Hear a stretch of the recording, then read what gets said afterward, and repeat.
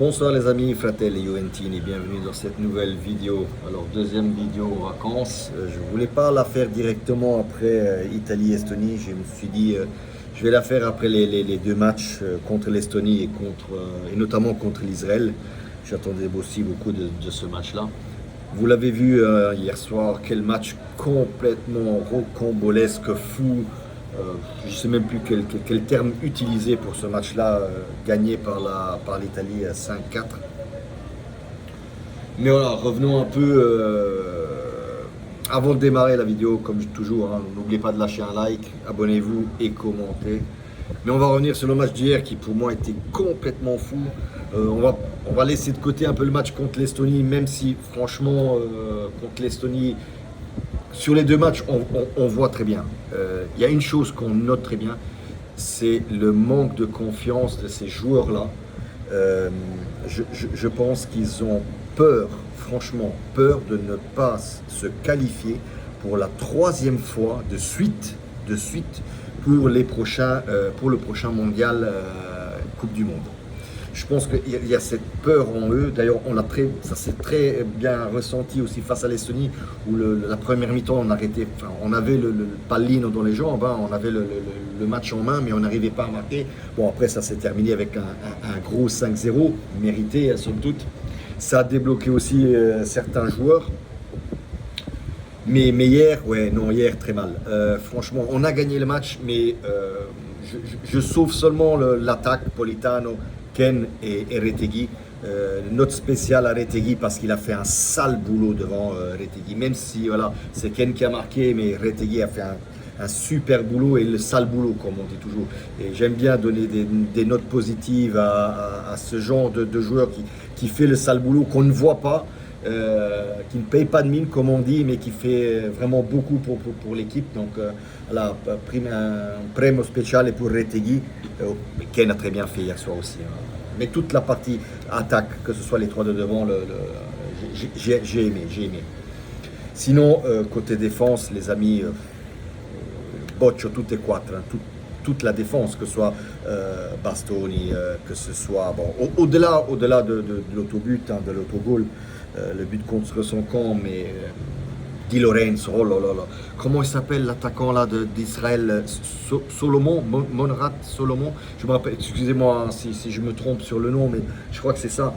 Il lui a fait voir des vertes et des parmures à Di Lorenzo. Di Lorenzo, franchement les amis, au-delà du fait que au Naples, je le trouve coup-ci, coup-ça, je le trouve pas excellent, mais en équipe nationale, je le trouve, c'est le moins bon des quatre.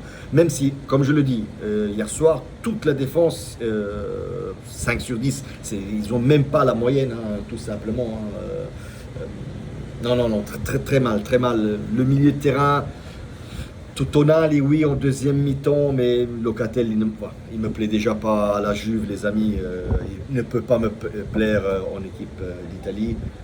Barella aussi. J'étais indécis de mettre la note négative. Comme toujours, je fais le meilleur et le pire. Le meilleur, je l'ai dit, c'est Retegui. Le pire, c'était entre Barella, Locatelli et puis Di Lorenzo. Mais voilà, je pense que je vais donner la mauvaise note à Di Lorenzo hier soir qui ne m'a vraiment pas plu.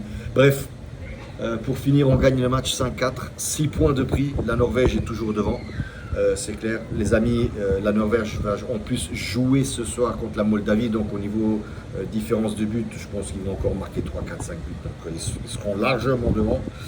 Ça va être compliqué les amis, ça va être compliqué de passer en tant que premier dans ce groupe-là.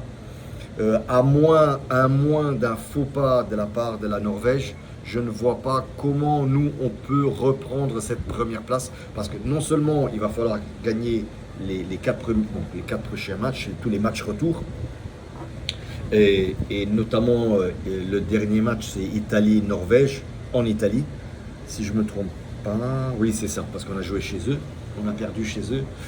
Mais à part un faux pas de la part de la Norvège, je ne vois pas comment on pourrait passer en premier.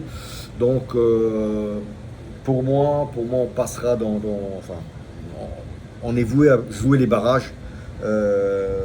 ou je ne sais pas s'il y a encore les meilleurs deuxièmes qui passent directement, les amis, je ne sais pas, mais je pense pas, je pense qu'il n'y a pas ça. Donc voilà, à mon avis, on passera encore une fois dans les barrages, et je le redis, on voit dans tous les joueurs, tout le 11, même les remplaçants, hein, on voit que ces gens-là n'ont pas confiance en eux, ont surtout peur de ne pas se qualifier. Et ça se ressent. Ça se ressent, surtout dans le match d'hier. Je trouve que ça s'est vraiment vu et ressenti à la télé. Sinon, revenons à la Juventus, les amis. Samedi, on joue contre l'Inter. Donc, pour le moment, il n'y a pas encore de stress. Le stress va monter au fur et à mesure. Je retourne à la maison. Je repartirai d'ici jeudi ou vendredi matin, peu importe, je ne me rappelle plus. Enfin, soit. Voilà, le stress commence à monter tout doucement. Pour le moment, ça va. Hein,